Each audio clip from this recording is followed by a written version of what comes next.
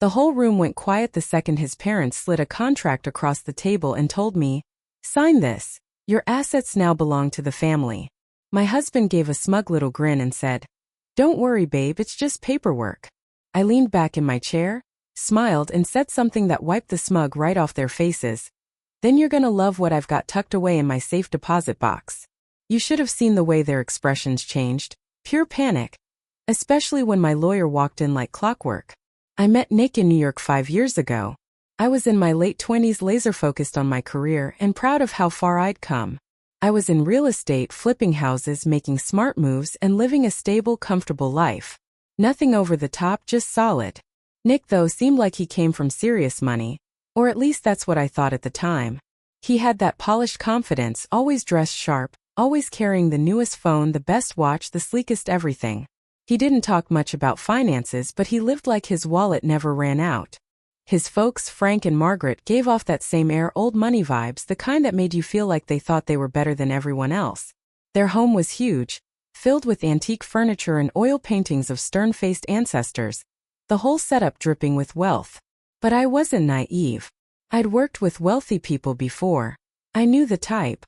And something about his family didn't sit right with me. There were these subtle digs they'd toss into conversation. Things like, "You must feel so lucky to be part of our family." Or, "A woman like you must really appreciate the security we offer." I probably should have asked them why they thought I needed their version of security. Even Nick had his red flags. He'd borrow money and forget to pay it back. Once, he asked me to co-sign on a property under the excuse it'd make taxes easier. I shut that down fast. Still, I let a lot of little things slide. I told myself it wasn't worth stressing over. That was until the night they finally made their move. Nick and I had been married for 2 years when his parents invited us to dinner at their estate. It wasn't anything out of the ordinary. They loved throwing their over-the-top family dinners, complete with pricey wine and long speeches about legacy and tradition. But that night felt off. Right from the moment we sat down, the energy was different, tense, expectant. Nick looked almost giddy. His mother was beaming, and his father, usually cold and unreadable, had this oddly pleased look on his face. Midway through the meal, Frank cleared his throat and pulled out a thick stack of papers, placing it in front of me like it was some kind of gift. Margaret smiled in that overly sweet way and said, "We've been thinking a lot about the future, about what's best for the family." I glanced at Nick. He was staring at me, clearly waiting for my reaction. "We want to make sure everything stays stable," Frank added, sliding a pen across the table toward me. "This contract lets us all operate as one financial unit, stronger together." I picked up the first page and started reading. My heart dropped. They were asking me to sign away everything. My savings, investments, real estate, even my personal checking accounts. All of it would be put into a family trust, naturally managed by them. I felt my stomach twist. Nick leaned over and whispered, "It's just a formality, babe." I looked at him, trying to understand if he really believed this was okay. He grinned like this was all completely reasonable. "You trust me, right?" That was it. Something inside me just clicked. I leaned back, took a breath, and gave them a calm smile. "Then you're really gonna love what's in my safe deposit box." The room froze. Nick's smile started to fade. Margaret tightened her grip on her wine glass. Frank's jaw clenched. I could see it. This wasn't the reaction they were expecting. They thought I'd be shocked, maybe even grateful. But I wasn't falling for it. "What's in the box?" Nick asked, sounding nervous. "Just a few papers," I replied with a shrug. "A little something I put together before we tied the knot. Just in case." They all sat in stiff silence. Then, right on cue, the butler walked in. "Ma'am," he said, "your lawyers arrived." I swear I wish I had a camera to capture the looks on their faces. Nick turned white as a sheet. Margaret looked like she'd just bitten into something sour. Frank didn't say a word, just stared at me, his fingers tightening around the papers. A moment later, Rachel, my lawyer, stepped into the room. "Good evening," she said calmly, setting her briefcase down on the table. "I hear there's a contract here someone wants my client to sign?" Margaret was the first to snap back into character. "This is a private family matter," she said, sharp and defensive. "There's no reason to bring in lawyers." Rachel didn't even flinch. She picked up the stack and started flipping through it.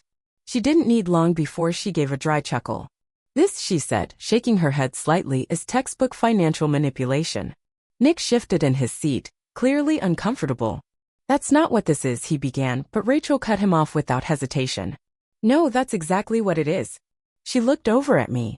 If you sign this, you hand over full control of everything you own. They'd be able to empty your accounts, sell off your properties, and legally you'd have no say in it. Margaret's face turned bright red. It's just about trust, she snapped. Rachel raised an eyebrow. Right, she said dryly. That's why the document says they control all withdrawals, all property sales, and every financial decision, and you'd have zero access without their okay. She glanced my way again. Good thing you've got someone who actually reads the fine print. That's when Nick stood up fast, frustration all over his face. Why are you acting like this? He demanded. I stayed calm. Why am I acting like this? I said, repeating his question. Because you just tried to take everything I've worked for. Margaret suddenly turned on the charm. Her tone got sugary sweet. Honey, you're misunderstanding the whole thing. No, I said plainly. I'm not. I stood up, keeping my voice steady. And I think we're done here. As I started to walk away, Nick grabbed my wrist. He didn't hurt me, but the grip was firm, like a warning. His face was colder now, the smirk gone. Don't do this, he said low enough that only I could hear. You really don't want to make enemies. I pulled my hand free and looked him dead in the eye. You already made one. Right then, Margaret tried a different tactic. She let out a shaky little laugh and pressed her hand against her chest like someone in a bad soap opera. Darling, you're overreacting, she said. This is just a big misunderstanding. I stayed quiet. She kept talking. We just wanted to protect you. This world can be harsh. Money disappears in a blink and we only wanted to make sure you were secure. That we were all secure. Safe, huh? I asked. Safe from what? From myself. Rachel crossed her arms. If you really meant to protect her, she said, then why is the trust set up so she has zero authority over her own finances? Frank let out a long breath through his nose. He was clearly losing patience. He gave Margaret a sharp look, then glanced at Nick. This is getting out of hand, he muttered. We should be handling this like adults. That actually made me laugh. Like adults? I said. You mean like trying to rob your daughter-in-law behind closed doors? His expression darkened, but I didn't flinch. If anything, I could see just how desperate they were. They thought I'd be emotional or caught off guard. They didn't expect me to keep my head. They didn't have a clue who they were messing with. And then Margaret dropped another little bomb, like it was no big deal. Well, she sighed, I suppose this means you're not interested in the inheritance either. I turned to look at her. Inheritance? I said, eyes narrowing. Nick shot his mom a warning glance, but it was too late. The cat was out of the bag. Oh, Margaret said, sounding way too casual. Did Nick forget to mention it? His grandfather's estate, the one in Massachusetts. That's when it clicked. The real money. Rachel looked at me, and I knew we were thinking the same thing. This wasn't just about my assets. Margaret kept going. The estate's still in probate, but once it's finalized, we'll gain full control. She tilted her head a little, letting her words dangle in the air. I saw what she was doing. She was trying to bait me with promises. She figured the idea of a big inheritance might make me change my mind. But I didn't see opportunity, I saw a pattern. This family had a long habit of taking what wasn't theirs. Always scheming. Always ready to claim something someone else had built. And Nick had known the whole time. He'd known about the inheritance. About the trust. About everything. And he kept it from me. I turned to him stunned. Were you ever going to tell me? He ran a hand through his hair, already on the defensive. I was going to bring it up later, okay? When the timing was better. Better for who? I asked. He didn't answer because we both knew the truth. He never planned to tell me at all. We left that night without saying another word. In the car, Rachel rubbed her temples like she'd just walked out of a war zone. You realize what this means, right? Yeah, I muttered. They weren't just after my money. Exactly, she said, tapping her briefcase. If that estate's even half as big as they made it sound, they'll do anything to keep control. I stared out the window, my mind spinning. What do you think the odds are that Nick's in debt? She turned to me, her eyes sharp. You think he's hiding something? I know he is. Suddenly, everything made sense, the expensive watches, the designer suits, the way he always looked like money but never actually paid for anything. If he was drowning in debt, then this trust wasn't about protecting me. It was about saving himself. The next morning, I did what I should have done a long time ago. I hired a private investigator. I wanted the full picture. His finances, his credit, his business history, everything. And what the investigator found. It was even worse than I expected. Nick was buried in debt, maxed out credit cards, personal loans, even a business loan he took out in my name without my permission. That was it. I saw red. He hadn't just lied. He'd stolen from me. That night, I confronted him. How long have you been stealing from me? I asked the moment he walked in. He blinked like he didn't understand. What are you talking about? I threw the documents on the table. You took out a loan under my name. You've been hiding debt, lying, and now you want me to sign over everything to fix your mess. For once, he didn't deny it. Instead, he did something worse. He laughed. A low, bitter laugh that made my skin crawl. You were always so careful, he muttered, shaking his head. I thought you'd see the bigger picture. That you get it. We needed to be smart about our future. And this was your plan all along? I said, my voice tight. He looked at me, his expression unreadable. You have no idea what you've just started. I took a step back. Are you threatening me? He didn't answer. He just grabbed his coat and walked out the door without another word. I stood there, fists clenched, heart racing. I wasn't afraid. I was furious. If he thought this was over, he was dead wrong. I barely slept that night. My mind kept racing, replaying every red flag I'd ignored, every lie he told, every subtle manipulation I brushed off. This wasn't some spur-of-the-moment betrayal. He'd been planning this for a long time. And I let him. The next morning, my phone buzzed. It was Rachel. You need to come to my office, she said. Now. Her voice told me everything. I didn't ask questions. I just got in my car and drove. When I walked in, she already had a file waiting on her desk. You're not going to like this, she said, sliding it toward me. I opened it, and my blood turned to ice. There was another woman. Actually, there were two. Nick hadn't just been lying about money. He'd been lying about everything. Rachel leaned forward. Meet Emily and Jessica. She pointed to two photographs. Two women. Both gorgeous. Both younger than me. Emily had been with him 3 years ago. He promised to marry her. Took out a loan in her name. Drained her savings. Then vanished. My stomach flipped. Jessica was more recent. Last year. Same pattern, except he never actually broke it off. I stared at their pictures, my head spinning. So he was cheating? I asked. Rachel gave a small nod. While married to you, yes. She flipped to another page. But here's the kicker. She pointed. He was also engaged to Jessica. I blinked. Wait. What? Yeah, she said. He proposed. Gave her a ring. They were planning a wedding. She thought she was few weeks away from marrying him. I could barely breathe. So, he was married to me, engaged to someone else, and scamming both of us? Rachel nodded slowly, her face unreadable. Pretty much. The words hit me like a brick. I sat back in the chair, staring at the floor as it all started clicking together. The Massachusetts estate. That inheritance his family had been circling like vultures. Nick had always needed a wife on paper to access it. That's why he rushed our marriage. That's why he pressured me into signing over control of the trust. That's why he'd acted so panicked when I started asking questions. He wasn't just trying to steal my money. He was trying to replace me. Quietly. Before I realized what was going on. And Jessica? She was supposed to be the upgrade. Younger. Easier to fool. Completely in love. And probably next in line to get used and tossed aside. No. I wasn't going to let that happen. I need to talk to her, I said, standing up. Rachel didn't hesitate.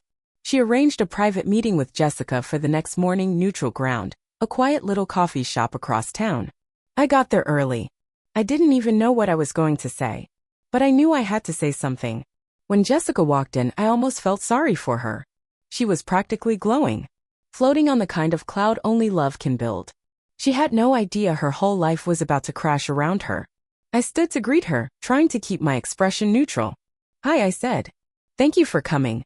My name is And the second I said Nick's name, her entire face changed. She pulled back, her smile fading fast. How do you know him? I looked her straight in the eyes. Because he's my husband. There was a long silence. She blinked. Once. Twice. Her mouth opened like she wanted to say something, but nothing came out. That's not possible, she finally whispered. I didn't argue. I just reached into my purse and placed my wedding ring on the table between us. Jessica stared at it. Her hands were trembling.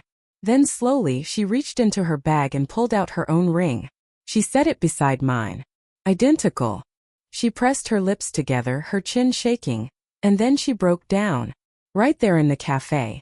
She cried for a full minute before she could get any words out. And when she did, it was like a dam breaking. She told me everything. Nick had told her he was coming into a large inheritance, but only if he was married. He said it was all tied up in old family laws, trust clauses, and legal nonsense. He'd made it sound so romantic. We'll get married, take the money, and start over somewhere far away. Europe maybe. Rome. A new life together. He promised to take care of her. He promised everything. And then he convinced her to sign over her savings to help him cover some legal costs, until the inheritance came through. I clenched my fists under the table. Do you still talk to him? I asked, trying to keep my voice steady. She wiped her tears, nodding. He's supposed to take me to meet his parents this weekend. Perfect. I exhaled slowly. Then we're going to crash that little reunion. Jessica blinked. What? I have a plan, I said. But I need you to play along. To my relief, she agreed. She was heartbroken, but she was also furious. Nick had played both of us. And if he thought we were going to just disappear quietly, he was in for the shock of his life. We didn't tell him we knew. Instead, Jessica kept texting him. She kept the engagement rolling along. Pretended everything was fine. She played the sweet, doting fiancée, nodding along while he made big promises about their future. Meanwhile, I got to work. I hired a forensic accountant. I wanted every detail of his financial trail. And what we found, it made my stomach turn. He wasn't just broke. He was actively robbing me. He'd been funneling money into an offshore account for months. The debts I'd uncovered earlier were just the tip of the iceberg. Beneath that, a maze of accounts, hidden transactions, and more lies than I could count. Then I looked into his family. Remember that Massachusetts estate? Turns out it wasn't even legally theirs yet. The probate court was still sorting it out. There was only one way for the family to gain control, and it required a stable, married heir. That heir was supposed to be Nick. He was their ticket. The golden boy. But now I had the keys to blow the whole thing up. The night of the family dinner came fast. Too fast. But I was ready. Nick thought he was bringing his perfect little bride-to-be to meet his high society parents. He had no idea what was coming. Jessica and I arrived together. She wore the ring. I wore war paint under my calm smile. I walked in first. Nick's parents were seated at the long, elegant dining table like it was a throne room. Crystal glasses. White wine. Candlelight. The whole performance. Margaret looked up and scowled the second she saw me. What are you doing here? She barked. I smiled. Wouldn't miss family night. Then Nick walked in, Jessica clinging to his arm. Her eyes cast down like she didn't know what was about to happen. The second he saw me, he froze. His face drained of color. His eyes darted from me to Jessica and back again like he was trying to figure out how I was there. Why she was with me. How everything had unraveled so quickly. Babe, he stammered, turning to Jessica. Why is she here? Jessica stepped away from him, arms crossed. You tell me. Silence. Then Margaret stood up sharply. This is outrageous. I will not have this kind of drama in my house. Oh, trust me, I said, stepping forward. You're going to want to hear this. Right on cue, Rachel stepped into the room. She looked cool, composed, and lethal. In her arms, one thick file.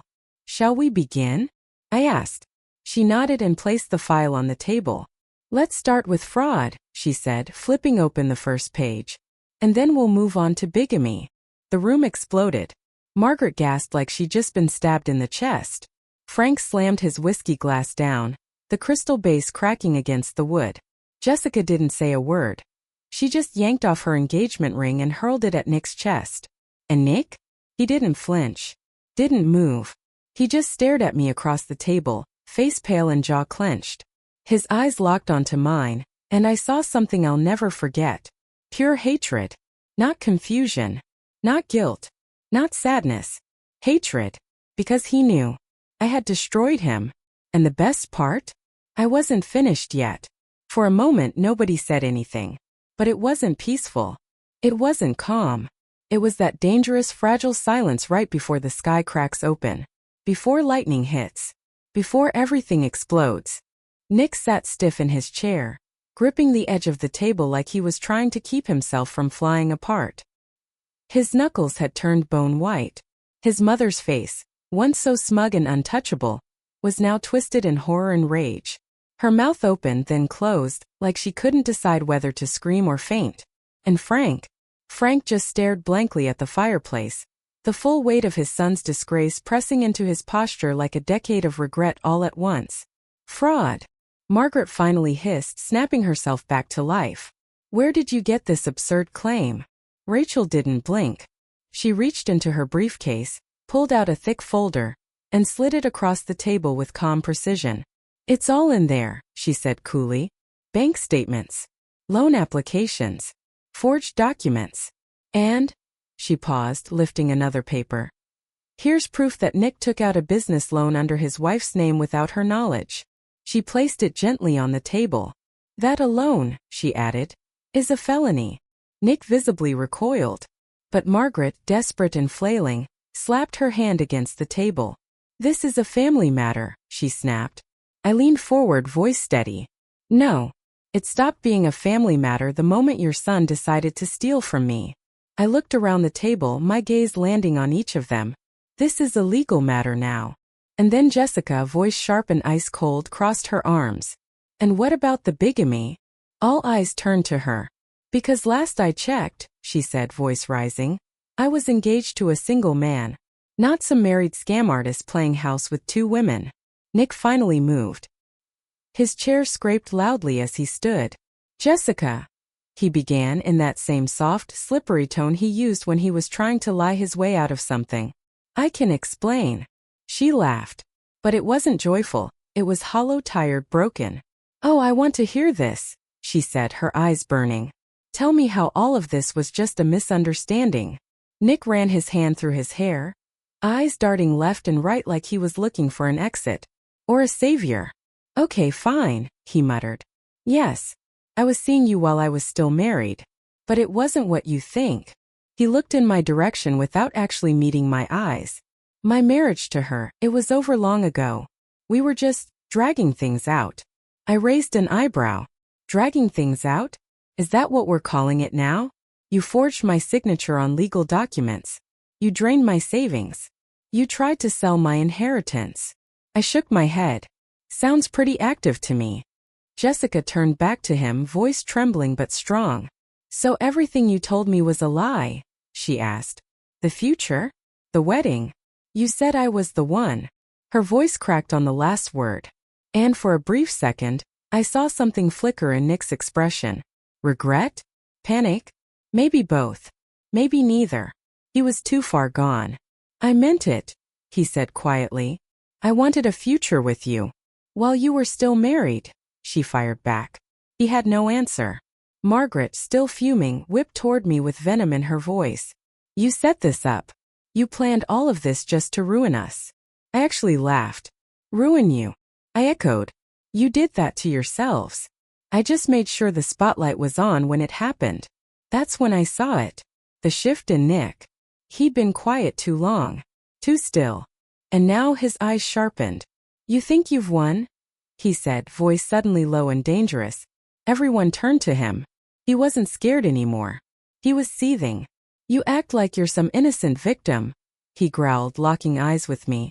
But this was always about power for you, wasn't it? You loved having the money, the control. You liked keeping everything locked down, so I had to come begging. I tilted my head. That's one way to describe protecting myself from a liar and a thief. His nostrils flared. His whole body was tense. You never trusted me. Because you never gave me a reason to. I was your husband, he shouted, slamming his fist on the table. Glasses jumped. Plates rattled. Jessica flinched. You were supposed to stand by me. Not turn on me like this. Jessica took a step back. Margaret looked stunned. Even she hadn't expected this version of her son. And then, for the first time that night, Frank finally spoke. Sit down. His voice wasn't loud, but it didn't need to be. It carried the weight of a man who'd had enough. Nick looked at him, breathing hard, fists clenched at his sides. Then slowly he sat. Rachel cleared her throat, calm as ever. Since emotions are running high, let's move forward. She flipped to a new page. Jessica has already filed a formal fraud report about the money Nick took under false pretenses, she said, holding up the paper. And as for the forgery, that's been submitted to the district attorney. I didn't say anything. I didn't need to. I just watched Nick sink lower into his chair. And this wasn't even the end. This was just the beginning. That's one charge against you, Nick, Rachel said coldly, flipping a page in her file. Nick's jaw tightened. His silence spoke louder than anything. Second, she continued, we've already contacted law enforcement about the fraudulent business loan. She didn't flinch. She didn't gloat. She just kept reading, steady and brutal. And since you forged your wife's signature, she added, that's another felony. Margaret gasped. You went to the police? Of course, I replied, locking eyes with Nick. You really thought I'd let you get away with it? His hands curled into fists. Third, Rachel said, let's talk about the Massachusetts estate. Frank's head jerked up. That inheritance you were counting on? Rachel continued. Turns out, probate court uncovered your mountain of debt. What? Frank asked, voice cracking. Rachel smiled. Your assets are frozen. The room fell into stunned silence. Margaret's face drained of color. No, that's not possible. It is, Rachel said calmly. You wanted my client's assets in the family trust because you needed her money to stay afloat. Margaret shot out of her chair. This is a lie. But her voice cracked, and that was enough. She knew. Frank knew. Nick knew. It was over. Margaret turned on Nick, eyes blazing. You idiot. You had one job. Now we're ruined. Nick snapped. Don't put this on me. This was your idea too. And you were supposed to pull it off, she screamed. Frank sank back, rubbing his temples. Jessica turned to me, shaking. I want him arrested. Already in motion, I said. Nick finally looked up, face pale. You wouldn't. I stared him down. Watch me. And then in the distance we heard them, sirens. Nick was arrested that night. Fraud. Identity theft. Bigamy. The case against him was solid. His parents? Their estate went into foreclosure within months. Their social standing gone. And Jessica? She and I went out for drinks the next day. We toasted to the truth, to freedom, and to the fact that we burned every last piece of their scheme to the ground. Some say revenge isn't worth it. I say sometimes it's the only thing that is. Sometimes it's justice. And this time? It was perfect.